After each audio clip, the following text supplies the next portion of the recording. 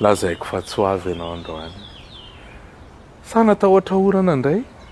Nareo ihany miteny tamin'ny mbola kely hoe aza mamelatra elo anaty trano fa manjary maharatsy vitana dia zaho azy nitondra ohatran'ny edala.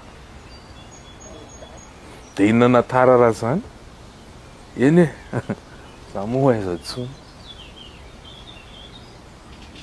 Ao anakoa tsy afatarako anniversaire anareo androany sao dia averinareo fa vindrana ary io ny netiko. Saiko hoe na tianareo na tsy tianareo. De toute façon na tsy tianareo ary tsy rarahako tsy olako zany.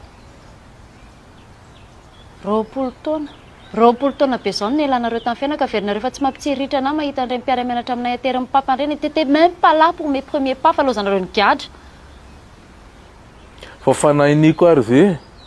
Ndraindray koa ny fiainana tsarakaraka ny eritreretina. Ohatran'le zananao politique ireny. On n'est pas devenu riche. Ma petite Antso, toujours aussi capricieuse. Fa tsy teo nareo e.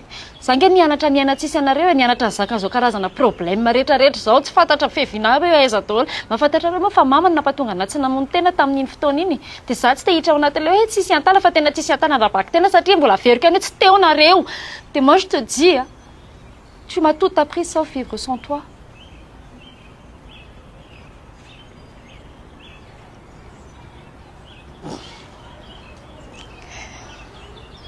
Dia mbola eto faty any anefa za mijery anao.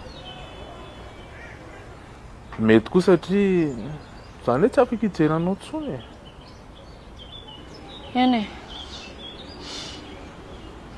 Mety marina ihany zavatra teneninareo hoe namela trelo tao anaty trano dia lasa ratsy vitana. Zaho zao sendra naloka. Mpanamody amin'izay fa ho avy ny orana. Efa hoe tsy avy ny io.